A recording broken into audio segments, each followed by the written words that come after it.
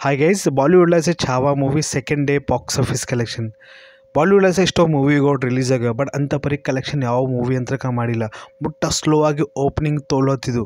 5 ಕೋಟಿ 4 ಕೋಟಿ 3 ಕೋಟಿ ಈ ಥರ ಓಪನಿಂಗ್ ತೊಗೊಳತ್ತಿದ್ದು ಫಸ್ಟ್ ಡೇನೆ ಬಟ್ ಛಾವಾ ಮೂವಿ ಫಸ್ಟ್ ಡೇನೆ 31 ಕ್ರೋಡ್ ಇದು ಓಪನಿಂಗ್ ತೊಂದದ ಸೆಕೆಂಡ್ ಡೇ 36 ಕ್ರೋಡ್ ಇದು ಓಪನಿಂಗ್ ತೊಂದ ಇವತ್ತಿನ ಡೇಟಾ ಸ್ಯಾಟರ್ಡೇ ನಾ ಮಾತಾಡಿದ್ದೀನಿ total 67 crore India net collection ಆಗಿದೆ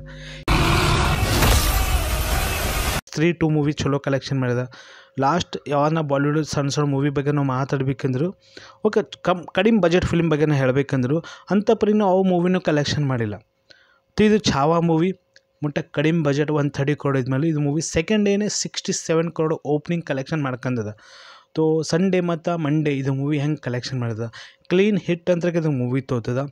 ಫಿಲ್ಮ್ನಲ್ಲಿ ವಾರ್ ಆಗೋ ಸೀನ್ಸ್ಗಳು ಎಕ್ಸಾಂಪಲ್ ನಾ ಮಾತಾಡಬೇಕಂದ್ರೆ RR ಮೂವಿನಲ್ಲಿ ಏನೇನು ಸೀನ್ಸ್ಗಳು ಇದ್ದು ನೋಡಿರಿ ಸ್ಟಾರ್ಟಿಂಗ್ ರಾಮ್ ಚರಣ್ ಇಂಟ್ರೊಡ್ಯೂಸ್ ಕೊಡೋ ಸೀನ್ ಅದು ಸೀನ್ ಅಲ್ಲಿ ಮತ್ತು ಇಲ್ಲಿ ಛಾವಾ ಮೂವಿನಲ್ಲಿ ವಿಕ್ಕಿ ಕೌಶಲ್ ಪರ್ಫಾರ್ಮೆನ್ಸಲ್ಲಿ ಸಾಲಿಡ್ ನನಗೆ ಅನಿಸಿದ್ದು ವಾರ್ ಆಗೋ ಸೀನಲ್ಲಿ ಸಾಲಿಡ್ ಪ್ರೆಸೆಂಟೇಷನ್ ಕೊಟ್ಟರೆ